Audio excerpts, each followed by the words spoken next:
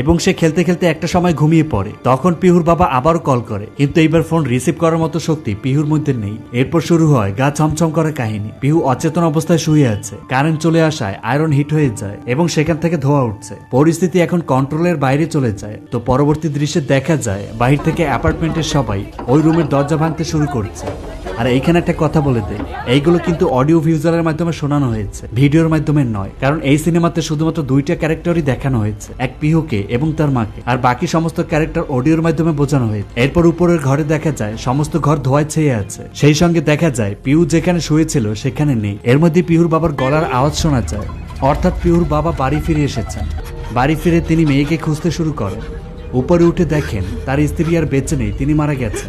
স্ত্রীকে মৃত অবস্থায় দেখতে পেয়ে তিনি বেশ কান্নাকাটি শুরু করে দেন। মেয়ে পিহুকে চিৎকার করে ডাকেন। খানিকক্ষণ খোঁজার পর ফাইনালি দেখা যায় পিহু খাটের নিচে।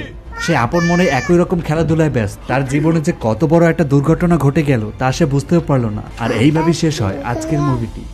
আসলে জীবনে আমরা সন্দেহের বশবর্তী হয়ে এমন কিছু কাণ্ড করে থাকি যেগুলো আমাদের পরিবার, সমাজ, মা বাবার সবার জন্য বেশ কষ্টকর হয়ে পড়ে। বড়রা কোনো ভুল করলে সেই ভুলের প্রভাব যে ছোটদের উপরে এসে পড়বে সেটা আমরা বুঝতেও পারি না।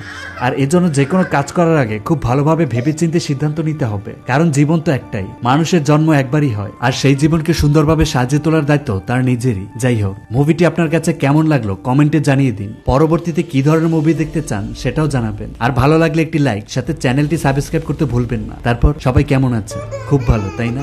কথা হবে সামনের ভিডিওতে, যা খুব শীঘ্রই আসতে চলেছে। ততদিন সবাই ভালো থাকবেন, সুস্থ থাকবেন। আজ এ পর্যন্তই। আল্লাহ হাফেজ।